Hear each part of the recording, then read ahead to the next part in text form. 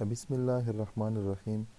موږ سره په ایکسل کې یو فارموله ده ورکډے.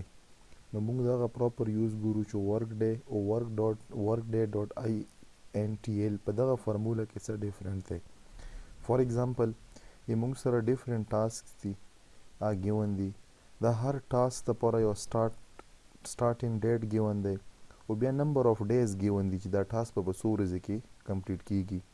نو د ډیز نه د نمبر اف ډیز چې کوم ورکینګ ډیز دي موږ د یو سپیسیفیک ټاسک چې د هغه سٹارټ ډیټ ګیون وي هغه موږ ان ډیټ فایند اوټ کولی شو د څه شي په بیس باندې د ورک ډے یو فارموله په بیس باندې دلته یې ګوره یوز وکړئ. فار ایگزامپل ما ولیکلو چې ورک ډے په ورک ډے کې موږ سره اولنی پیرامیټر کې چې غواړي سٹارټ ډیټ غواړي نو موږ سره سٹارټ ډیټ ګیون دی سٹارټ ډیټ به ورکړي. دغه نه بعد بیا موږ سره نمبر اف ورکینګ ډے هم ورکړي. دغه نه بعد هالیډے. اوس هالیډے موږ سره آپشنل دی که فار ایگزامپل زه دلته هالیډے ور نه کړم دا ما چې کړلو انټر ما کړلو نو ما سره چې وکړلو دا ټاسک په کمپلیټ کیږي په څه شي باندې د 1 جنوري او 15 2024 باندې. ګوره چې کوم هالیډے دی بای ډیفالټ موږ سره هالیډے په څه شي کې په ورک ډے کې دا بای ډیفالټ سیچرډے او سنډے دا موږ سره چې اخلي دا موږ سره هالیډیز اخلي.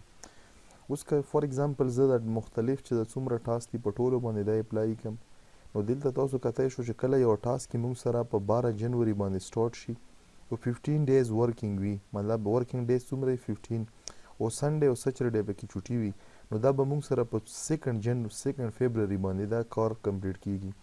یو نیکسٹ ایگزامپل ګورو. فار ایگزامپل یو ټاسک موږ سره په 20 جنوري باندې سٹارټ شولو په 7 پکې ورکینګ ډیز دي نو دا کمپلیشن به موږ سره چې شي 30 جنوري 2024. یو بل ایگزامپل ګورو. فار ایگزامپل په 5 جنوري باندې یو ټاسک سٹارټ شولو 20 ډیز دا ورکینګ ډیز دي سیچرډے سنډے چې کلم په کوم ډیټ باندې مرسي یا به موږ سره اف ډے وي هالیډیز وي نو دا ټاسک به موږ سره کمپلیټ کیږي په 2 فبروري باندې. یو بل ګورو. فار ایگزامپل موږ سره یو ټاسک په 10 جنوري باندې سٹارټ شو 11 ډے ورکینګ دي او سیچرډے او سنډے دا بای ډیفالټ پکې موږ سره شي هالیډے دي نو دا ټاسک چې کوم په 10 جنوري باندې سٹارټ شي دا به موږ سره کمپلیټ کیږي په 25 جنوري. یو بل ټاسک ته فار ایگزامپل په 2 جنوري سٹارټ شو 15 ډے ورکینګ دی سیچرډے سنډے به کې چټي ده نو دا به موږ سره ختم کیږي کله اینډینګ ډیټ په موږ سره 23 جنوري. هوپفلی چې تاسو ته به کلیر وي.